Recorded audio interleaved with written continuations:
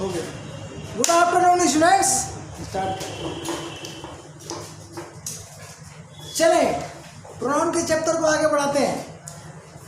कल आप पढ़े हैं इंट्रोगेटिव प्रोनाउन। तो इंट्रोगेटिव प्रोनाउन जो कल की वीडियो में इंट्रोगेटिव प्रोनाउन का डिफिनीशन दिया गया और सिंपली आपको बता दिया गया कि हु, हुम, हुज, व्हाट, विच जो है इंट्रोगेटिव प्रोनाउन होते हैं, जिसमें से तीन क्या है, whose, what, which interrogative adjective पढ़ाया गया।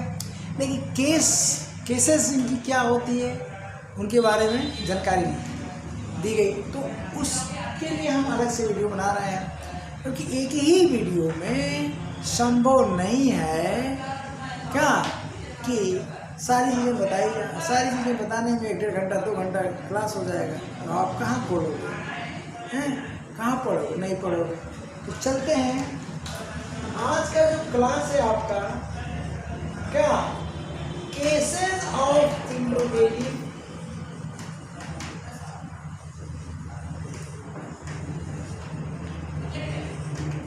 cases of interrogative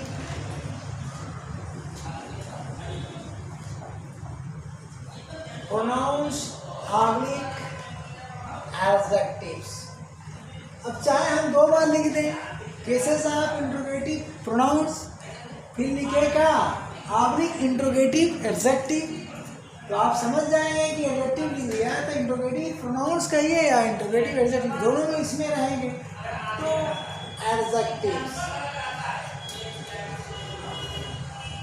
ये है, ठीक है। अब देखें यहाँ पर इनकी केस के बारे में और इनका प्रयोग कहाँ होता है, कैसे होता है। तो हम 1 by 1 करते हैं। हु, सबसे पहले हम हु की बात करते हैं, फिर आपका जो है हुम हम सबको लिख देते हैं, उसके बाद आपका हुज आ जाएगा, उसके बाद आपका व्हाट आ जाएगा, उसके बाद आपका विच है। ये 5 शब्द कल के क्लास में बताया जा चुका है। अब चलिए इनकी मीनिंग लीजिए 1 by 1। तो हु का क्या अर्थ होता है, कौन, किसे। एक मीनिंग से ही आप पकड़ लेंगे। कौन जो मीनिंग होती है इसकी होती है नॉमिनेटिव केस, और किसे जो मीनिंग होती है ऑब्जेक्टिव केस। इस तरह से हु की 2 केसेस हो गई, 2 केस हुई, और नॉमिनेटिव ऑब्लिक ऑब्जेक्टिव केस। ठीक, तो नॉमिनेटिव केस में यह देखिए, नॉमिनेटिव केस को कुछ लोग सब्जेक्टिव केस भी कहते हैं, चलेगा, चलता है, मैं तो नॉमिनेटिव ही कहता हूँ, क्योंकि सब्जेक्ट ये नए रूप में टर्म आ गया है। सब्जेक्टिव केस भी अगर कोई बोलता है तो कोई बात नहीं, नॉमिनेटिव केस ही सब्जेक्टिव केस है, ठीक है ना। लेकिन मेरे मुंह से नॉमिनेटिव ही निकलेगा, सब्जेक्टिव आदत में नहीं है। तो नॉमिनेटिव केस का मतलब क्या हुआ, सब्जेक्टिव केस, यानी सब्जेक्ट के स्थान पर प्रयुक्त होने वाली केस। तो इसका मतलब ये सब्जेक्ट का पता करेगा। तो सबसे पहले तो ये केस आप जाएंगे, और इसका प्रयोग किसके लिए होता है, यूज फॉर ओनली ह्यूमन, यानी केवल इसका प्रयोग ह्यूमन के लिए होगा। पर्सन में 3 पर्सन आते हैं, एक ह्यूमन आता है, फिर एनिमल आता है, और बर्ड्स भी आते हैं। पर्सन में क्या क्या आता है, ह्यूमन, एनिमल्स एंड बर्ड्स। तो एनिमल्स और बर्ड्स के लिए इसका प्रयोग आप कभी नहीं करेंगे। किसके लिए करेंगे, सिर्फ और सिर्फ ह्यूमन के लिए। तो यूज फॉर ओनली ह्यूमन, क्या करने के लिए, टू फाइंड आउट सब्जेक्ट। जब इसका प्रयोग हम सब्जेक्ट ज्ञात करने के लिए करेंगे तो केस क्या हो जाएगी? नॉमिनेटिव। और ऑब्जेक्ट, जब हम इसका प्रयोग ऑब्जेक्ट ज्ञात करने के लिए करेंगे तो केस क्या हो जाएगी? ऑब्जेक्टिव। ओके। अच्छा, वाक्य में प्रयोग कहाँ होगा? क्योंकि क्वेश्चन वर्ड है तो सदैव कहाँ होगा? फ्रंट पर। किसी भी क्वेश्चन वर्ड का जो प्रयोग होगा इंट्रोगेटिव सेंटेंस में कहाँ होगा? फ्रंट पर होगा, यानी उसी से वो स्टार्ट ही होता है इंट्रोगेटिव सेंटेंस, ठीक है ना। इसलिए क्या होता है? WH type. अब WH टाइप क्यों नाम पड़ा? क्वेश्चन वर्ड की जो स्पेलिंग है WH से स्टार्ट हो रही है। देखिए WH WH WH, यही कारण है। कल मैंने चर्चा किया था, कल की वीडियो आप देख लीजिएगा। WH टाइप क्वेश्चन में इसका प्रयोग किया जाता है, चाहे वो सिंपल इंट्रोगेटिव सेंटेंस हो, चाहे इंट्रोगेटिव नेगेटिव सेंटेंस हो। ओके। अब यानी इसका जो प्रयोग किया गया क्या? Use for only human to find out subject और ऑब्जेक्ट, सब्जेक्ट अथवा ऑब्जेक्ट का पता करने के लिए। तो सब्जेक्ट का पता जब करोगे तो ये नॉमिनेटिव केस में प्रयुक्त होगा, जब ऑब्जेक्ट का पता करोगे तो ये ऑब्जेक्टिव केस में प्रयुक्त होगा। अब चलते हैं हम हूँ की बात करते हैं। तो हूँ का मतलब किसे, ध्यान दीजिए। तो मीनिंग से ही यानी मैच कर देगा, इसका मतलब एक ही केस होगी, क्या होगा? ऑब्जेक्टिव होगी। और जब ऑब्जेक्टिव होती है तो इसका जो प्रयोग होता है यूज फॉर ओनली क्या? ह्यूमन। ध्यान दीजिएगा। अब क्या करने के लिए? To find out object, object का पता करने के लिए। इसका पता करने के लिए ऑब्जेक्ट का। ओके। तो जब ऑब्जेक्ट का पता करने के लिए हम इसका प्रयोग करते हैं तो केस क्या होती है? ऑब्जेक्ट। अब ये इसका स्थान हूँ नहीं लेता है, कब लेता है, कैसे लेता है मैं बताऊंगा। स्पोकन इंग्लिश में अर्थात इनफॉर्मल इंग्लिश में हूँ के स्थान पर हूँ का प्रयोग किया जाता है, रिटेन में नहीं किया जाता है। इस तरह से हूँ की जो केस नॉमिनेटिव से बदलकर ऑब्जेक्टिव हो जाती है। अब चलिए हूँ क्या है भैया? हूँ का मतलब हुआ किसका? ठीक है, किसका हुआ? ये केस क्या होगी? आपकी पॉसेसिव हुई। केस क्या हुई? पॉसेसिव हुई। तो इसका प्रयोग आप किसके लिए करेंगे? Use for all. अब यूज फॉर ऑल का मतलब क्या हुआ? पर्सन्स। ध्यान दें, पर्सन्स हो गया। अब पर्सन्स में क्या क्या आता है? तो ह्यूमन और एनिमल्स एंड बर्ड्स। क्या होता है? बर्ड्स एंड, इसको ब्रैकेट में हम बंद कर देंगे, एंड थिंग्स। अब थिंग्स में वस्तुएं भी आएगी, ठीक ना। प्लेस भी थिंग के अंतर्गत आता है, यानी हर किसी के लिए इसका प्रयोग होता है। किसमें? पॉसेसिव केस में। अब चलिए अब व्हाट की बात करते हैं। तो व्हाट का मतलब क्या? क्या है? व्हाट का मतलब क्या? अब आप लिख करके कौन, फिर आप लिख करके किसे। ध्यान दीजिएगा। तो हिंदी मीनिंग में आपको ध्यान देना है। अब यहाँ मीनिंग कई हो गई, तो मीनिंग कई हो गई तो आपको क्या करना है? ये जो मीनिंग आपकी दो मीनिंग है नॉमिनेटिव केस में, क्या है? नॉमिनेटिव केस में, और ये मीनिंग आपकी ऑब्जेक्टिव केस में। ठीक है। अब केस हम लिख लेते हैं, केस लिख लेते हैं। अब इसमें एक चीज़ आपको पार्ट्स ऑफ स्पीच बताना है, तो पार्ट्स ऑफ स्पीच तो कल की वीडियो में ही बता दिए, ठीक ना, हम अलग से उसको बताएंगे। अब यहाँ क्या हुआ, नॉमिनेटिव वाली ऑब्जेक्टिव केस, इसका प्रयोग कहाँ करेंगे आप? हाँ, एक चीज़ यहाँ छूट गई है, क्या छूट गई? Use for all. ऑल का मतलब, अब ऑल का मतलब क्या हो गया? ऑल में ये चीजें आएगी, इसको हम ब्रैकेट में ऐसे बंद करते हैं, बड़े ब्रैकेट में। हमारा सेंटेंस यही पूरा हो गया है, यूज फॉर ऑल। अब ऑल में क्या होगा? Persons and things. अब पर्सन में कौन कौन? ह्यूमन, एनिमल्स हैं एंड बर्ड्स। तो छोटा ब्रैकेट और बड़ा ब्रैकेट, ये सब तो पढ़े ही हम, ऐसे पढ़ते होंगे हैं छोटी कक्षा से। अब इसका जो प्रयोग कहाँ होगा?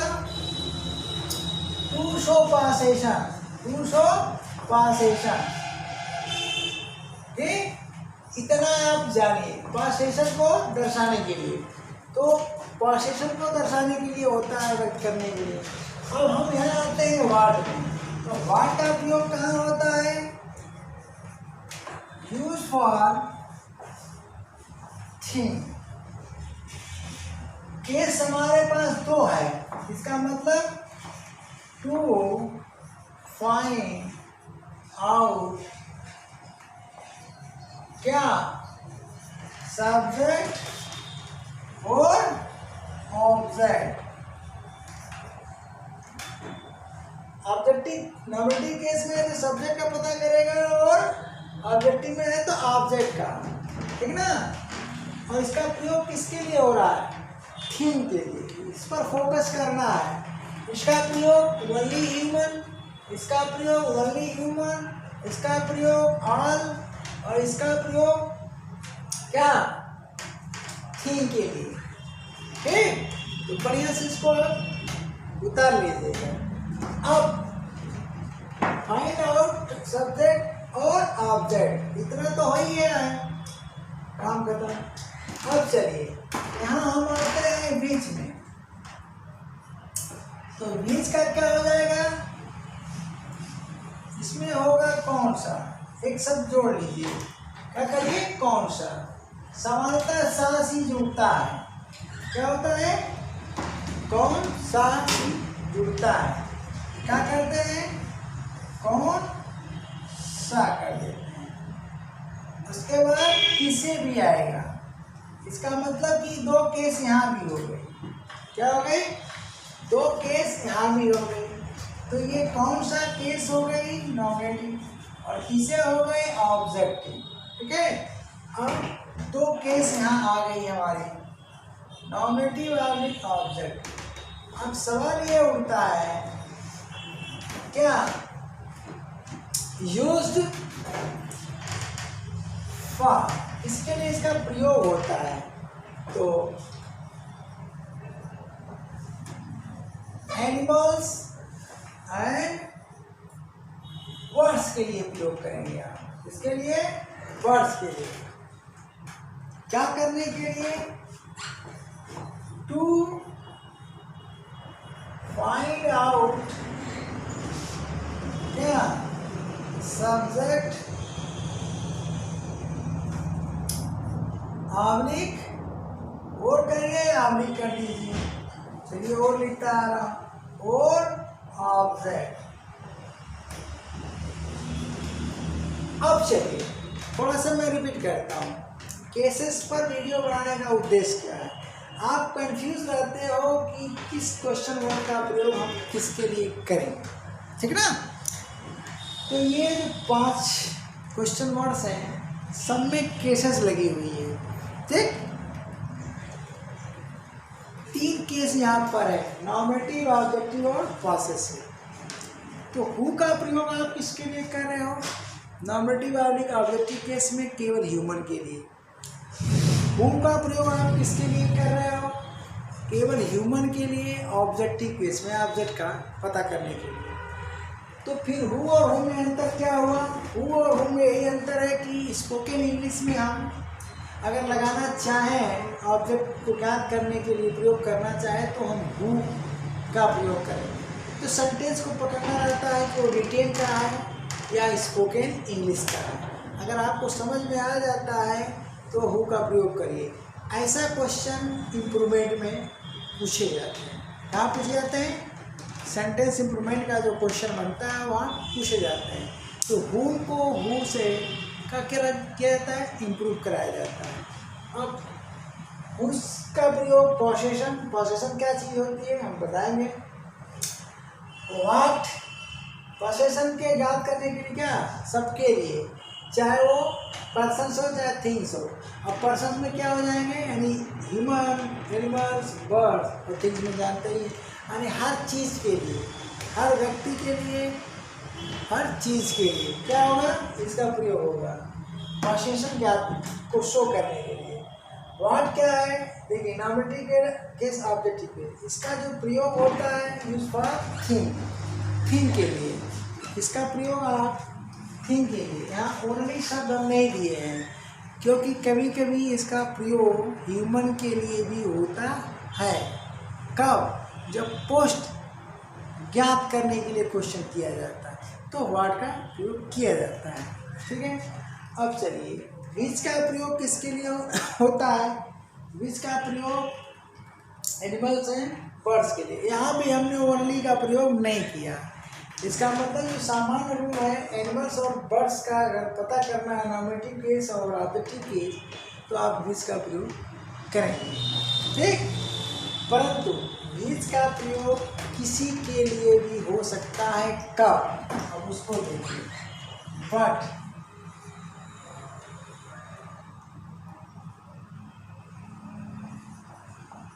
it is also used for all when choice is restricted।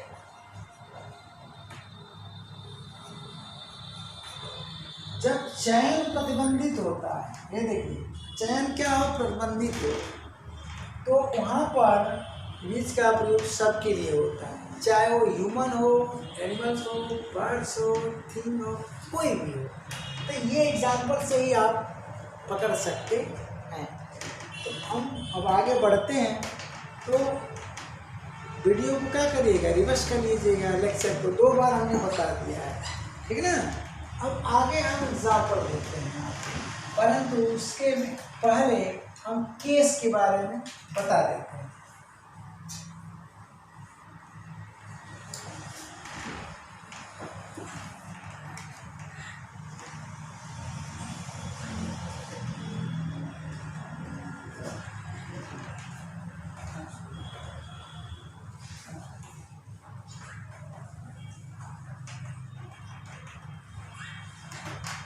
अब चले 5 ऑफ स्पीच की मैं चर्चा कर चुका हूँ। हुम क्या है? केवल इंट्रोगेटिव प्रोनाउन है, जबकि हुज, व्हाट और विच क्या है? इंट्रोगेटिव प्रोनाउंस और एडजेक्टिव दोनों होते हैं और इसकी चर्चा पिछली वीडियो में हो चुकी है, तो उस पर अब दोबारा चर्चा नहीं होगी। यहाँ सेंटेंस केस पर आधारित है। क्या है आज का टॉपिक? क्या है? केस पर आधारित। तो सेंटेंस भी दिए जाएंगे केस को समझाने के लिए। तो हम सबसे पहले केस की बात करते हैं। देखिए केसेस जो 3 होती हैं इंग्लिश में, जनरली सेंटेंस में प्रयुक्त होने के लिए कौन कौन? 3 केसेस। अब वो कौन सी केसेस हैं? ये देखिए, नॉमिनेटिव केस। पहली क्या है? Nominative case.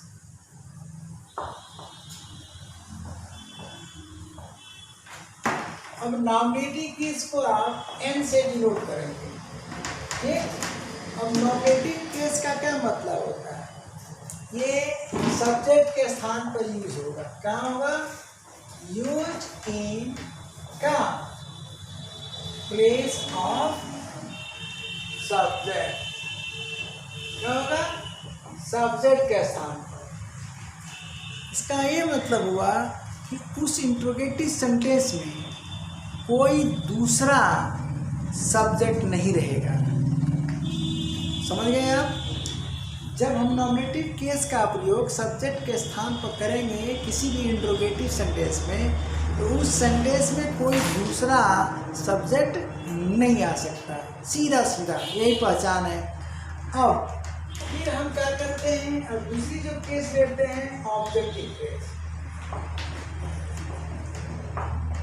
ऑब्जेक्टिव केस इससे हम ओ से डिनोट करते हैं। अब इसका जो प्रयोग होता है इन प्लेस ऑफ ऑब्जेक्ट। अब देखिए उद्देश्य हमारा क्या है, आपका कंफ्यूजन खत्म करना। आप पढ़ते तो हो, कंफ्यूज रहते हो, बहुत परेशान रहते हो। सिंपल लेक्चर पर ध्यान दो। ये है ऑब्जेक्टिव केस। इसका मतलब हुआ इसका प्रयोग ऑब्जेक्ट के स्थान। अब सवाल ये उठता है, अफर्मेटिव सेंटेंस में ऑब्जेक्ट कहाँ होता है? पासिव वर्ब के बाद। लेकिन ये तो इंट्रोगेटिव है ना भैया, तो इंट्रोगेटिव है तो क्या क्वेश्चन वर्ड को तुम ले जाओगे पासिव वर्ब के बाद? नहीं। क्वेश्चन जो सेंटेंस है इंट्रोगेटिव सेंटेंस स्टार्ट इसी से होगा। किससे? ऑब्जेक्टिव केस से। ठीक, लेकिन उसका जो स्थान होगा ऑब्जेक्ट के स्थान पर ही रहेगा। फर्क यही पड़ेगा कि क्रिया के बाद न होकर के कहाँ रहेगा? सेंटेंस के फ्रंट पर रहेगा। इसका मतलब कि उस सेंटेंस में कोई अनदर सब्जेक्ट मौजूद है। अगर इस तरह से समझते हो तो हु और हु का अंतर तुरंत पकड़ लोगे। मैं भी एग्जाम्पल देने वाला हूँ। अब चलो, अब पॉसेसिव केस का क्या है?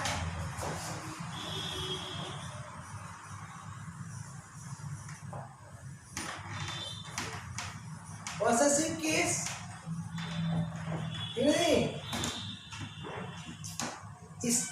इसका प्रयोग कहाँ होता है? मन लगाओ जी, एक बार दो बार चार बार छह बार पढ़ोगे तो समझ में आएगा। ये मत समझो कि तुम्हारा क्लास आएगा तो हम पढ़ लेंगे, समझे? बहुत कठिन चीज है, मन लगाओ। अब देखो इसका जो प्रयोग होता है किस लिए होता है? यूज टू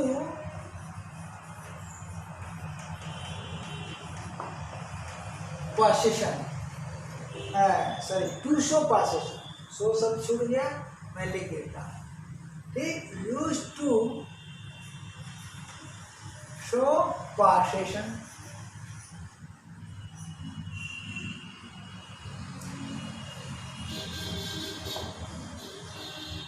ठीक है ना?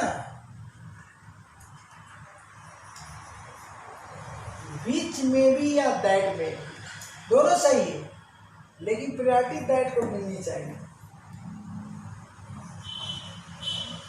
दैट में भी सब्जेक्ट ऑब्जेक्ट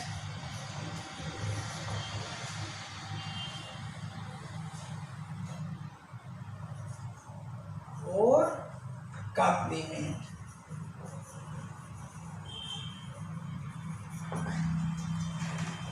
तो जितनी बार पढ़ोगे उतना ही कमांड होगा। और ये सब परीक्षा की दृष्टिकोण से, कंपटीशन की दृष्टिकोण की ये सब क्या है? जान है, जान अंग्रेजी। इसलिए आप थोड़ा सा कंसंट्रेट होकर पढ़िए। अब देखिए हमने बता दिया,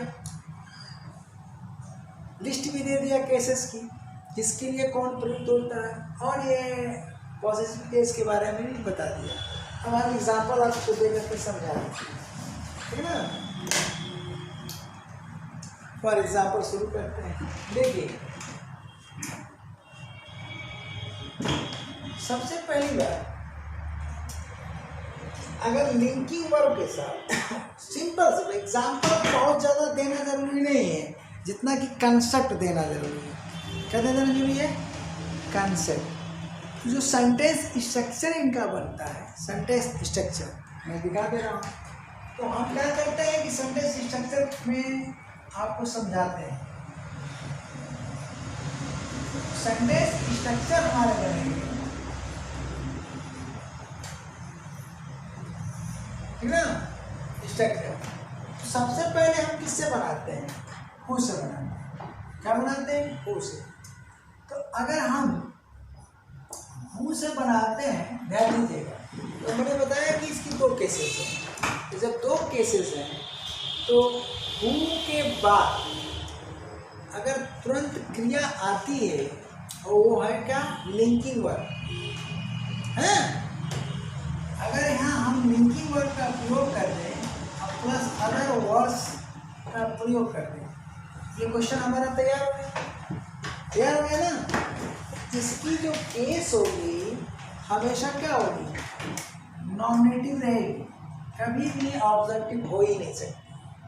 ठीक, हु की हम बात की, वीडियो हमारी किस पर है, केस पर। तो सेंटेंस को हम देना नहीं है, स्ट्रक्चर को बढ़िया समझिए। अब क्या करते हैं, हम सेकेंड पढ़ सकते हैं। तो लिंकिंग वर्ब में यहाँ टू भी आ सकता है, टू हैव भी आ सकता है। एक वीडियो में ऑलरेडी बना चुका हूँ। अब हु के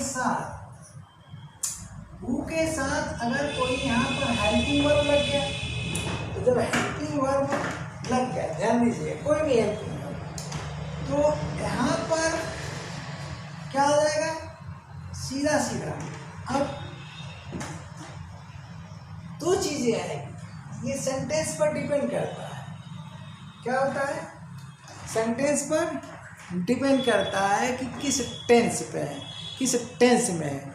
यहाँ अगर हु के साथ हेल्पिंग वर्ब आता है, हेल्पिंग वर्ब आ गया, उसके बाद अगर मेन वर्ब आता है, फिर अदर वर्ड्स रहेगा, तो अभी इसमें कोई दूसरा हम सब्जेक्ट नहीं डाल रहे हैं। इसका मतलब आप बैच करा लीजिएगा, इसकी केस क्या हो गया, अभी भी नॉमिनेटिव है। ठीक है ना। अब चलिए फिर हम तीसरा स्ट्रक्चर बनाते हैं। क्या, हु का हम स्ट्रक्चर बनाते हैं, फिर हेल्पिंग वर्ब लिख देते हैं, और इस बार हम कोई सब्जेक्ट लगा देते हैं। क्या लगा देते हैं, सब्जेक्ट। उसके बाद मेन वर्ब और प्लस अदर वर्ड्स लगा देते हैं। तो इसका ये मतलब हुआ कि इसकी केस क्या होगी, चेंज हो गई, क्योंकि यहाँ हम सब्जेक्ट लगा दें।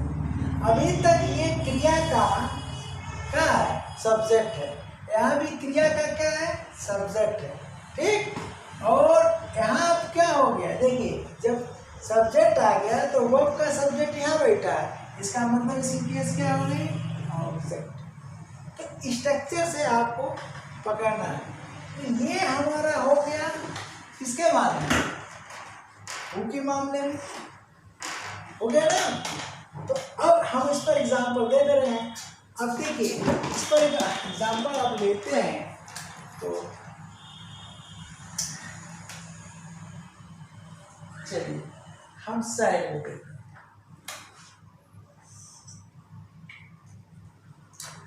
हम कहते हैं कि हु आर यू, तुम कौन हो। तो ये फर्स्ट स्ट्रक्चर में है, देख लीजिए स्ट्रक्चर कौन सा मिला, बोलिए, स्ट्रक्चर आपका फर्स्ट मिला। ठीक, अब चलिए, हाँ, यहाँ पर एक चीज़ और हमको देना है, इसको ब्रैकेट में बंद कर देना है। हेल्पिंग वर्ब को क्या करना है, ब्रैकेट में। हो भी सकता है, नहीं हो भी सकता है, नहीं भी हो सकता है, इसको हम बंद कर देते हैं। अब चलिए, स्ट्रक्चर फर्स्ट है, इसका मतलब केस हमारी क्या हो गई, नॉमिनेटिव। तो केस की झंझट आपको नहीं रहेगी। प्रयोग किसके लिए हो रहा है, हु आर यू, पर्सन के लिए। ठीक है, अब चलिए, अब हम इस पर आते हैं। हम कहते हैं कि कौन सा, लिंकिंग वर्ब में हमने एक लिया, और लिया ना, टू भी का लिया ना, हाँ, एक हम हैव का ले लेते हैं, हु हैव माई बुक। बोलिए, अभी भी ये भी क्या है, स्ट्रक्चर सेकेंड है, बोलिए है कि नहीं, हु हैव माई बुक। अभी सेकेंड नहीं थी, सॉरी, फर्स्ट है। कौन सा है, अभी भी स्ट्रक्चर क्या है, फर्स्ट है। इसका मतलब जो हमारी केस है अभी भी ये नॉमिनेटिव है, बोलिए है कि नहीं। क्यों, क्या है, ये लिंकिंग वर्ब है, अब इसके लिए आपको वर्ब की वीडियो तो देखनी पड़ेगी, बिना देखे ये समझ में नहीं आएगा। हो गया ना? अब चलिए, अब हम क्या करते हैं, हम सेकंड में आते हैं। हम कहते हैं, ठीक ना, हु डिड इट, इसे कौन किया। अब ये स्ट्रक्चर हमारा क्या हो गया, सेकेंड हो गया, सेकेंड हो गया। तो सेकेंड में भी अभी देखिए सीधे किया, हेल्पिंग वर्ब नहीं है, हेल्पिंग वर्ब नहीं है, तो इसका मतलब केस हमारी क्या है, नॉमिनेटिव है। बोलिए नॉमिनेटिव है। अब चलिए हम कहते हैं कि हु विल गो देयर, वहाँ कौन जाएगा, ठीक है। तो अब इसको रेड से लिखा करता है। स्ट्रक्चर अभी भी हमारा क्या है, सेकेंड है। बोलिए सेकेंड है, इसका मतलब अभी भी हमारी केस क्या है, नॉमिनेटिव है। मैं कह रहा हेल्पिंग वर्ब हो भी सकता है, नहीं भी हो सकता। अब चलिए यहाँ हम आते हैं, ठीक ना। अब इसका एग्जांपल देखते हैं थर्ड वाले का। तो देखिए इसमें तो हम दे चुके। अब यहाँ हम कहते हैं who do you like most, ये देखिए मैच कराइए। तो हु हो गया और ये डू हेल्पिंग वर्ब हो गया, सब्जेक्ट हो गया, मेन वर्ब लाइक हो गया। स्ट्रक्चर कौन सा हो गया, स्ट्रक्चर थर्ड हो गया। क्या हो गया, स्ट्रक्चर आपका थर्ड हो गया। अब जब थर्ड हो गया तो ये हमारा क्या है, इंट्रोगेटिव सेंटेंस का सब्जेक्ट है। तो ये हमारा क्या हो जाएगा, ऑब्जेक्टिव केस हो जाएगा। इन सब वाक्यों में क्या है, जो क्वेश्चन वर्ड है वही हमारा इंट्रोगेटिव सेंटेंस का क्या है, सब्जेक्ट है। यही अंतर है, ठीक है ना। केस बताने का यही हमारा मकसद था।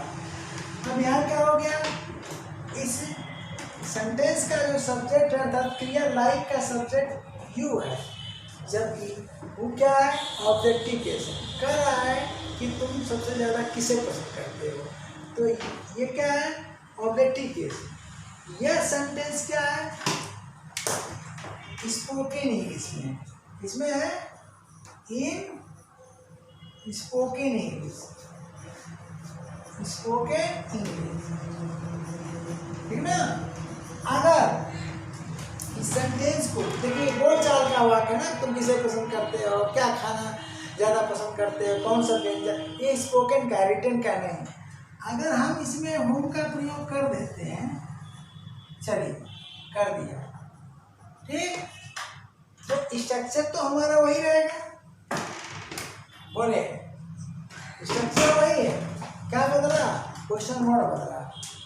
तो ये जो सेंटेंस हमारा है इसमें चला जाएगा रिटेन इंग्लिश। कहाँ चला गया, इन रिटेन इंग्लिश, ठीक हो गया ना। तो ये तो आपकी क्या हुआ, केवल सिर्फ और सिर्फ हु की जानकारी है। क्या हो, हु की जानकारी, केस बताने के लिए। हु की जो केस है स्पोकन इंग्लिश में कब ऑब्जेक्टिव होगी, जब सेंटेंस में कोई सब्जेक्ट रहेगा, अन्यथा ऑलवेज क्या होगी, नॉमिनेटिव ही रहेगी। अब यहीं पर हमने होम का भी बता दिया, ठीक। अब कुछ और एग्जांपल्स हम देते हैं।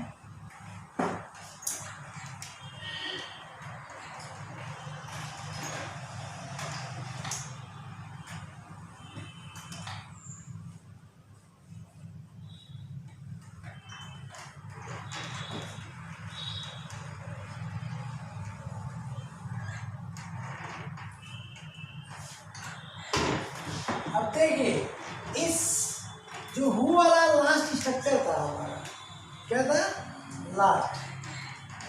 हमने एक सेंटेंस में क्या किया, हु की जगह होम लगाया था ना। इसी में हम क्या करते हैं, हु को हु में चेंज कर देते हैं। किसमें बदल देते हैं? हु को हु में बदल दिया, बाकी जो कहते हैं। तो यहाँ क्या लगा है आपका? सब्जेक्ट। अब यहाँ क्या लगा है भैया? ऑब्जेक्टिव।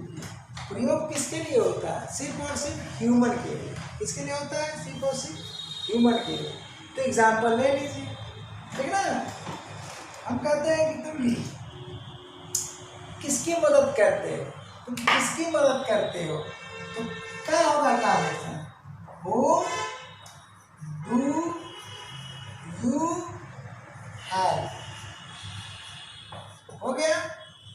देखिए ऑब्जेक्टिव बेस ह्यूमन के लिए। तुमने किसको पीटा? तुमने किसको पीटा? तो हो डिड यू, ठीक ना।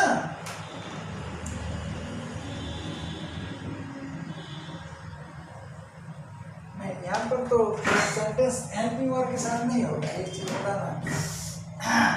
चलिए फिर से हम यूज करते हैं। थोड़ा सब्जेक्ट तो लग रहा है, सॉरी सही में, हाँ थोड़ा सा जल्दीबाजी होगी। चलिए होम डू यू कहेंगे, हाँ ठीक है। हेल्प, तुम किसकी मदद करते हो? स्ट्रक्चर हमारा ये है, सही है। अब तुमने किसको पीटा?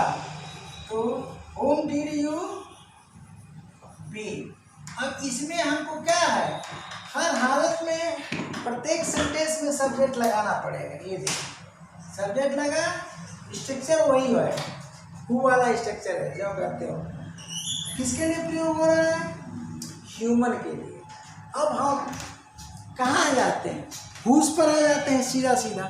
इन दोनों केस को समझ लीजिए। अब आप हुस पर अगर आप आते हो तो क्या होगा? कुछ एग्जाम्पल हम लास्ट वीडियो में दिए ना। तो अब देखो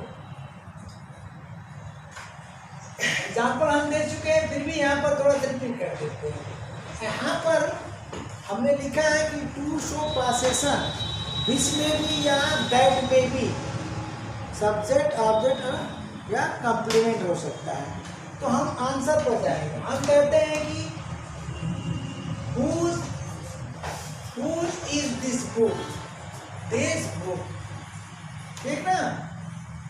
अब इसका जो आंसर हमारा होगा, देखिए ये प्रोनाउन है, हम क्यों नहीं क्या है प्रोनाउन लिखेंगे। केस हमारी क्या होगी? पॉसेसिव रहेगी, पॉसेसिव तो आएगी, नॉमिनेटिव और एडजेक्टिव हो ही नहीं सकती है। तो पॉसेसिव केस हम प्रोनाउन है। आंसर क्या होगा? यहाँ का जो आंसर होगा हम नाम देते हैं। क्या? दिस इज क्या? My book. अब देखिए तो जो पोसेशन है हमारा, आंसर में जाना पड़ेगा। यहाँ आपका ये सब्जेक्ट है और ये आपका प्रेडिकेट है और ये आपका लिंकिंग वर्ब है और ये आपका कंप्लीमेंट है। बोलिए तो पोसेशन कंप्लीमेंट में गया कि नहीं गया? पोसेशन कहाँ गया? टू शो पोसेशन दैट में भी का सब्जेक्ट ऑब्जेक्ट या कंप्लीमेंट। कंप्लीमेंट में माई लगा हुआ है। एक एग्जाम्पल बस, क्योंकि उस पर तो हमने कल एग्जाम्पल दिया ही था फर्स्ट वीडियो में। अब चलते हैं हम ऑब्जेक्ट का एग्जाम्पल या सब्जेक्ट का एग्जाम्पल देते हैं। हम कहते हैं कि हुज, ठीक ना। अब इस बार जो पार्ट्स ऑफ स्पीच बदलेगा, हुज अम्ब्रेला, ठीक ना। डिड यू क्या? बरो। तुमने किसका छाता उधार लिया? तो आंसर में आ गया। इसका जो आंसर हमारा क्या होगा? आई, देखिए आई बरो, ठीक ना। मोहन अम्ब्रेला, ये देखिए ये आंसर हुआ। तो आंसर हमारा कहाँ है? ये देखिए पोसेशन में है। यहाँ पर जो पॉसेसिव के साथ एडजेक्टिव के रूप में आंसर मिला है माई बुक, ठीक है। और यहाँ पॉसेसिव के साथ नाउन, क्या भैया ये पॉसेसिव के साथ नाउन के रूप में मिल रहा है, पॉसेशन नाउन के रूप में, ठीक है ना। या इसको आप कह सकते हो कि हीज अम्ब्रेला, तो हीज थोड़ा अस्पष्ट रहेगा, इसमें नाम दो, ठीक है ना। या माई फ्रेंड्स अम्ब्रेला कहो, कुछ कहो। अब बताओ तो ये ऑब्जेक्ट है कि नहीं है, बोलो ऑब्जेक्ट है कि नहीं। पॉसेशन कहाँ है, ऑब्जेक्ट के स्थान पर है। देखो है बड़ो क्या है, ट्रांसिटिव वर्ब है, और इसका जो है ये ऑब्जेक्ट है। अब ऑब्जेक्ट में क्या लगा है, पॉसेसिव केस लगा है कि नहीं। तो अधिकार बताने, पॉसेशन का क्या मतलब होता है, अधिकार। तो अधिकार जताने के लिए पॉसेसिव केस का प्रयोग होता है। बोलिए हो रहा है कि नहीं यहाँ पर। हुज अम्ब्रेला, देखिए पॉसेसिव केस का प्रयोग कहाँ, अधिकार जताने के लिए। अब वो अधिकार यहाँ पर कहाँ है, कम्प्लीमेंट पार्ट में, और यहाँ पर क्या है, ऑब्जेक्ट, ठीक ना। इस सेंटेंस का जो सब्जेक्ट ये है, ध्यान दीजिएगा, इसमें सेंटेंस का सब्जेक्ट ये है, तो ये क्या है, वास्तव है क्वेश्चन वर्ड यहाँ पर क्या है बताइए, कॉम्प्लीमेंट है। तो इंट्रोगेटिव सेंटेंस में सब उल्टा पुल्टा होता है, और ये क्या है आपका, लिंकिंग वर्ब है। अब यहाँ पर देखिए, ये आपका सब्जेक्ट है, ये आपका मेन वर्ब बीटी है, और ये आपका हेल्पिंग वर्ब है। तो ये क्या है, ये पॉसेसिव केस है। बोलिए बड़ों का क्या है, यही तो क्वेश्चन करने वाला यही तो जानना चाह रहा है कि आपने बड़ों किया है अम्ब्रेला, तो किसका लिया है। अब बताइए, ये पॉसेसिव केस तो है, यहाँ देखिए पॉसेसिव केस है, प्रोनाउन है, लेकिन ये जो पॉसेसिव केस किसको दर्शा रहा है, कम्प्लीमेंट को, और यहाँ का पॉसेसिव केस किसको दर्शा रहा है, बोलिए ऑब्जेक्ट को। हाँ, और ये है क्या, सबसे पहले तो इसकी केस फर्स्ट ऑफ स्पीच लिख लीजिए। ये पॉसेसिव केस आप क्या भैया, एडजेक्टिव है, तो लास्ट वीडियो जरूर देखिएगा। नाउन है, ये क्या है भैया, पॉसेसिव केस आप एडजेक्टिव है। हाँ, किसके स्थान पर, ऑब्जेक्ट के स्थान पर। देखिए किसके स्थान पर, ऑब्जेक्ट, ठीक। अब हम आपको सब्जेक्ट का एक एग्जाम्पल देता हूँ। देखिए हम कहते हैं कि whose has own the race, whose has own the race, इसका घोड़ा दौड़ जीता। अब देखिए सीधा यहाँ पर ये आपका क्या है, मेन वर्ब है, ठीक है ना, मेन वर्ब है, और द रेस क्या हो गया, ऑब्जेक्ट। पहले तो केस लिखिए, पॉसेसिव केस अब क्या है, ऑब्जेक्टिव, पार्ट्स ऑफ स्पीच क्या होगा, एडजेक्टिव, क्योंकि ये क्या लगा है, नाउन। अब इस क्रिया इस सेंटेंस में ये ऑब्जेक्ट है, ये मेन वर्ब है, तो ये क्या है बताइए, ये क्या है, सब्जेक्ट है।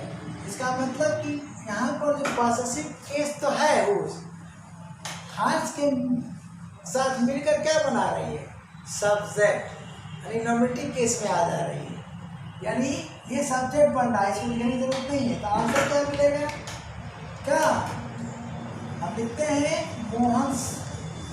मोहन्स हास ओन द रेस, ये उत्तर मिलेगा आपका।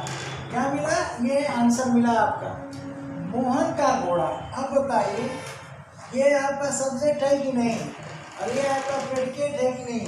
तो इस बार पॉसेशन कहाँ चला आया, बोलिए सब्जेक्ट के स्थान पर चला आया, ये इम्पोर्टेंट। अब दो चीज़ हमारी बच रही है, व्हाट और विच, उसका एग्जाम्पल दे करके हम फिनिश करें। इसी तरह हुज का प्रयोग किसी के लिए हो सकता है, पर्सन, थिंग, ह्यूमन, हर चीज़ के लिए। तो उतना संभव नहीं है सेंटेंस देना, देंगे तो वीडियो जो है लंबी होती चली जाएगी। आप क्या है, आपको तो बस 10 मिनट वाली चाहिए ना, 3 मिनट में आप चाहते हैं सबसे सीजन निकालना, तो संभव नहीं है। मैं डंके की चोट पर कहता हूँ, 7 जन्म में नहीं सिलेक्शन ले पाओगे, भले मिलियन वाले सब्सक्राइबर्स का वीडियो देख रहे हो, ठीक ना। चैलेंज देता हूँ, व्यूवर देख करके या सब्सक्राइबर्स देख करके सब्सक्राइब करते हो चैनल, और 3 मिनट की वीडियो में पूरा वो पढ़ा देता है। यहाँ जो है एक एक हेडिंग पढ़ाने में जो है ना कई घंटे लग जाते हैं, और एक टॉपिक पढ़ाने में ना महीनों लग जाते हैं। कान खोल कर सुन लो, इतना सरल नहीं है। तो तुम्हें अगर समझ में आता है तो मैं यही कहूँगा कि चैनल पकड़ लो। सब्सक्राइब करने के लिए तो मैं कभी कहवे नहीं करता और ना कहूँगा।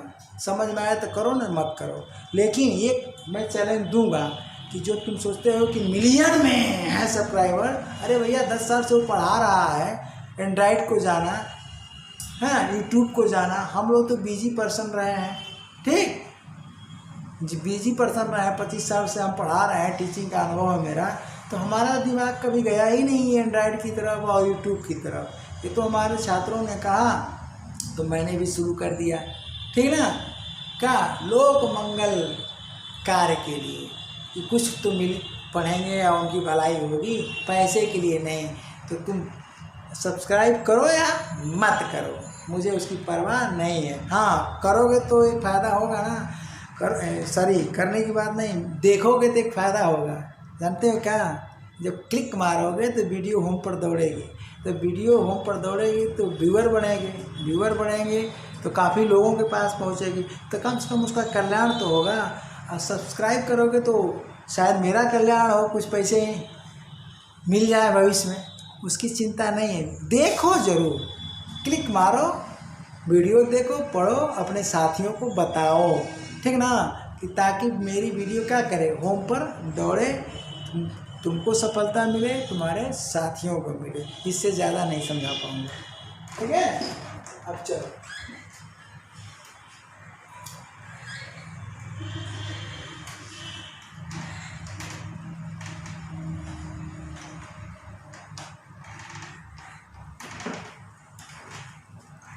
अब देखो, पाठ का जो प्रयोग होता है समान रूप से किसके लिए, थिंक के लिए, ठीक ना। तो थिंक के लिए करते हैं, लेकिन मैंने कहा था कि कभी कभी इसका प्रयोग ह्यूमन के लिए भी होता है, तो दे दूंगा। अब उसकी केस क्या होती है, नॉर्मेटिव ऑब्जेक्टिव। रही बात पार्ट्स ऑफ स्पीच की, तो इसको कल वाली वीडियो में मैं ऑलरेडी बता चुका हूँ, आएगा तो वहाँ लिख दूंगा, ठीक ना। तो हम कहते हैं कि अब देखो, व्हाट इज दिस, ठीक। तो जिस तरह से हु का स्ट्रक्चर था लिंकिंग वर्ब के साथ,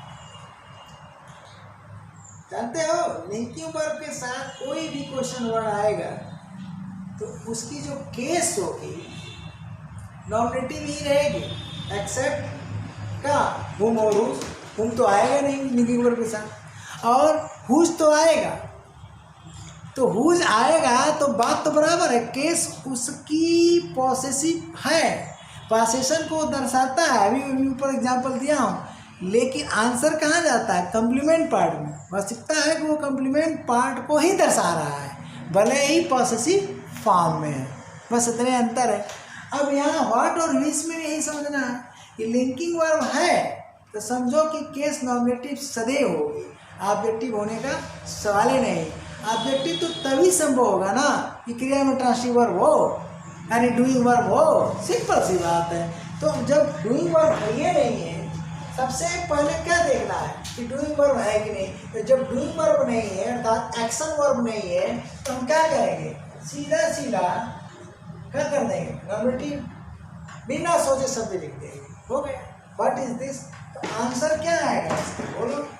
आंसर इसका आ जाएगा क्या, ये आंसर हो गया।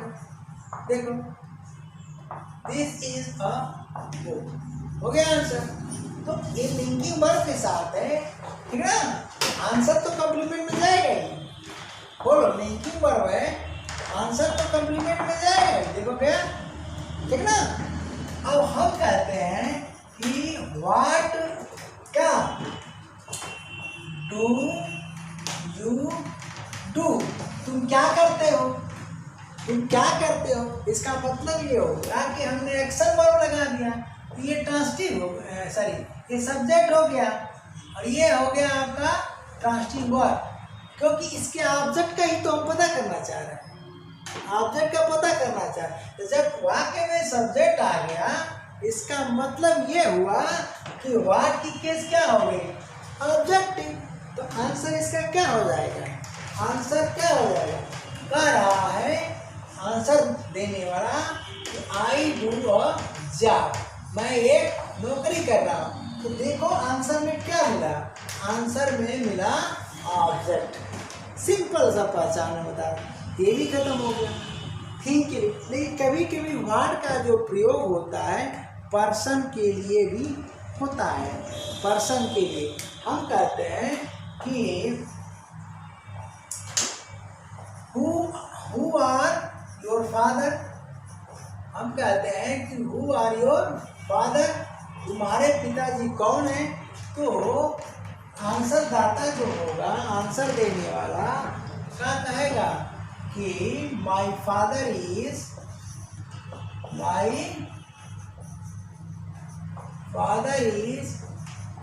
ए सिंह। ए सिंह बताया, बता दिया ना, ए सिंह कर दिया, ए सिंह कर दिया, अरे कुछ नाम बता देगा, ठीक। और ये केस क्या है भैया? बोलो, केस तो हमारी नॉमिनेटिव ही है ना। अब इस अगर कहते हो कि what is your father, what is your father, ध्यान देना, व्हाट इज योर फादर, तुम्हारे पिताजी क्या हैं? सॉरी योर, तुम्हारे पिताजी क्या हैं? तो अब व्हाट का प्रयोग बोलो पर्सन के लिए हो रहा है। सबसे पहले तो केस देखो, नॉमिनेटिव रहेगी, मेकिंग वर्ब है भैया, तो निसंदेह अब इसका जो प्रयोग किसके लिए? योर फादर के लिए हो रहा है। यहाँ भी इसका प्रयोग किसके लिए? ह्यूमन के लिए, यहाँ भी ह्यूमन के लिए, लेकिन आंसर में अंतर है। यहाँ इंट्रोडक्शन है, यहाँ पोस्ट जानने के लिए कि तुम्हारे पिताजी क्या है। तो आंसर क्या दे रहा है कि माई फादर इज, आंसर देखो, माई फादर इज, ठीक है ना, डीएम। तो डीएम का, डिस्ट्रिक्ट मजिस्ट्रेट का, तो ये पोस्ट हो गई। क्या हो गई? बोलो, ये पोस्ट हो गई क्या? और क्या? डॉक्टर, देखो भैया आएगा कि नहीं, ना करें, हाँ क्या हो जाएगा? और डॉक्टर, ये दो आंसर दे सकता है। अब देखो, अगर डीएम कहता है डिस्ट्रिक्ट मजिस्ट्रेट, तो ये क्या हो गया? आपका पोस्ट हो गया। और ये डॉक्टर कहता है तो क्या हो गया? प्रोफेशन हो गया, प्रोफेशन, ठीक ना। तो ये पेशा हो गया आपको। तो पोस्ट और पेशा बताने के लिए वर्ड का प्रयोग इसके ह्यूमन के लिए होता है। ये अपवाद है, क्या भैया? ये आपका एक्सेप्शन है, ठीक है, ये है। अब चलिए, बचता है बीच, ठीक ना। अब कहते हैं कि बीच, सीधा सीधा। अब बीच एनिमल, ठीक ना,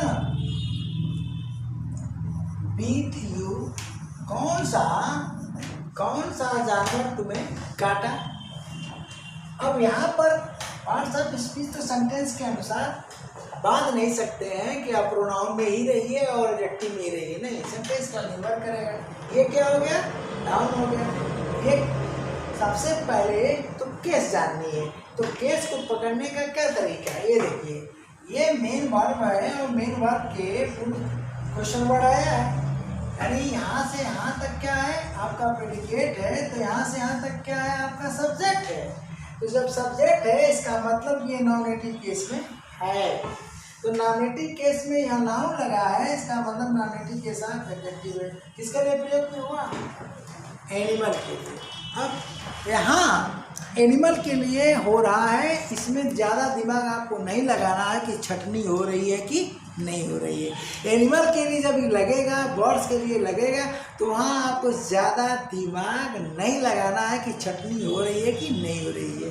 वास्तविकता है कि भाई आप व्हाट एनिमल तो कह नहीं सकते हो, बोलो, नहीं कह सकते हो ना। हुज एनिमल कह नहीं सकते हो, हु एनिमल नहीं कह सकते हो, हाँ, होम एनिमल नहीं कर सकते हो, तो क्या कहोगे? नीचे कहोगे। तो अब यहाँ छटनी हो रही है कि नहीं? सीधा हो क्या बताएगा? यहाँ छटनी नहीं हो रही है, एनिमल वो कहेगा कि भैया हमको है क्या, हाँ चींटी ने काट लिया, स्नेक ने काट लिया, कहेगा कि नहीं, तो सीधा एनिमल का नाम। तो यहाँ पर छटनी नहीं है, अरे क्या जी, नो चॉइस है, ठीक ना। तो इसको कैसे समझेंगे आप कि चॉइस है कि नहीं है। हाँ, यहाँ पर यानी here choice is not restricted, यहाँ पर चॉइस जो है रिस्ट्रिक्टेड नहीं है। अब इसको हम बोलचाल में सीधा सीधा लिख सकते हैं, नो चॉइस। अब सवाल ये उठता है कि कैसे समझे कि छटनी हो रही है कि नहीं। मान लीजिए यहाँ का आंसर क्या होगा, कुछ भी होगा, सर्प बता देगा, बिच्छू बता देगा, कुछ भी बताएगा। अब हम कहते हैं, जान गए कि इससे सर्प काटा है, तो क्या पूछते हैं, बीज स्नैक कर देते हैं। क्या करते हैं हो, बोलो, बीज क्या कर देते हैं, स्नैक कर देते हैं। अब तो छटनी हो रही है ना, तो बीट यू बोलिए। अब यहाँ पर छटनी हो गई, यही अंतर है। तो अब यहाँ एनिमल होते हुए भी क्या हो गया भैया, यानी हियर क्या, चॉइस इज रिस्ट्रिक्टेड। क्या है, चॉइस इज रिस्ट्रिक्टेड। ये हो गया, इसका मतलब ये हुआ कि आप यहाँ बोलचाल में चॉइस ले सकते हैं, यानी छटनी हो रही है। तो एनिमल्स के लिए प्रयोग हो रहा है, लेकिन यहाँ चयन नहीं है। वहाँ पर क्या बताएगा, कुछ भी, किसी भी जानवर का नाम बता सकता है। यहाँ तो हमने एनिमल का नाम नहीं दिया। तो अब यहाँ पर भैया कोबरा ने काटा है कि किसने काटा है, इसका मतलब क्या हुआ, चयन हो रहा है। बाकी चीज़ें तो वही रहेगी, है नॉमिनेटिव केस ऑफ एडजेक्टिव वगैरह सब वही रहेगी। तो यही अंतर है। इसी तरह से आप क्या है, जब भी इसकी छटनी का जब प्रयोग होगा, देखिए छटनी नहीं हो रहा है तो एनिमल्स एंड बर्ड्स, चाहे यहाँ एनिमल्स का प्रयोग करिए या बर्ड का प्रयोग करिए, मेन चीज छटनी वाला है। तो जब छटनी होगी तो इसका प्रयोग किसी के लिए भी हो सकता है, ठीक है ना। अब एक दो एग्जाम्पल देने के बाद हम इसको क्या कर देते हैं, क्लास को ओवर कर देते हैं। तो है बहुत जबरदस्त, ठीक। अब चलिए, जैसे हम कहते हैं कि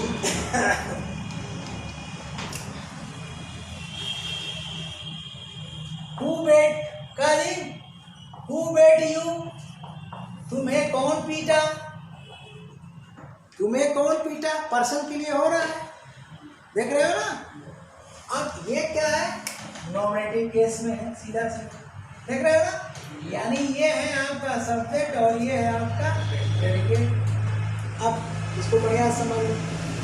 अब कौन पीटा, कहेगा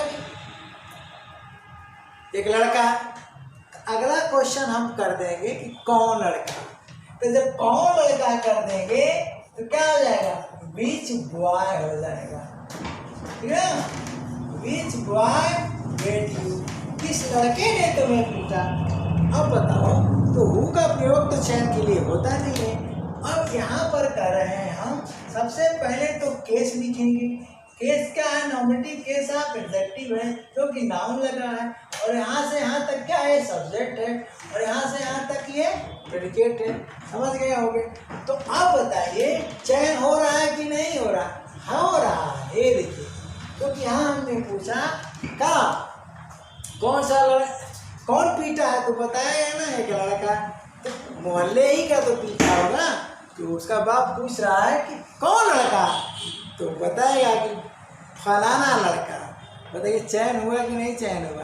तो इस तरह से जो बीज का जो प्रयोग हो रहा है, किसके लिए, ह्यूमन के लिए, इसी तरह एनिमल्स के लिए भी हो जाएगा, ठीक ना। अब जैसे हमने ऊपर लिया था कि whose horse won the race, है किसका घोड़ा, तो हम पासेशन पूछे थे, यानी उसका मालिक कौन है, तो हमने क्या लिखा था, मोहन का घोड़ा। अगर हम कहते हैं कि हुज की जगह हम विच लगा देते हैं, क्या लगा देते हैं, विच हार्स, विच हार्स का जी ओन द रेस, ध्यान दीजिएगा। अब सवाल ये उठता है कि यहाँ चयन है कि नहीं है, क्योंकि बीज का जो प्रयोग है हमारा, बीज का प्रयोग भाई चयन हो या ना हो, दोनों ही परिस्थितियों में एनिमल के लिए होगा। अब ये सेंटेंस बोलेगा कि चयन हो रहा है कि नहीं। यहाँ पर तो ये नाउन है और इसका क्या है, ये केस क्या है, नॉमिनेटिव केस ऑफ एडजेक्टिव में, ध्यान दीजिए। तो अब यहाँ से यहाँ तक क्या हो गया, सब्जेक्ट, और यहाँ से यहाँ तक क्या हो गया, प्रेडिकेट। अब बताइए चयन है कि नहीं, विच हार्स। तो अब विच हार्स चयन हो रहा है। कौन सा घोड़ा, 10 घोड़े खड़े हैं तो बताएगा कि वो लाल वाला, सफ़ेद वाला, काला वाला। इसका मतलब कि यहाँ पर चयन हो रहा है। तो कठिन यही है कि चयन कब हो रहा है कब नहीं हो रहा है, सेंटेंस से ही समझेंगे। इस तरह से क्या हुआ, केस के बारे में हमारे ख्याल से अच्छी जानकारी आपको मिल गई।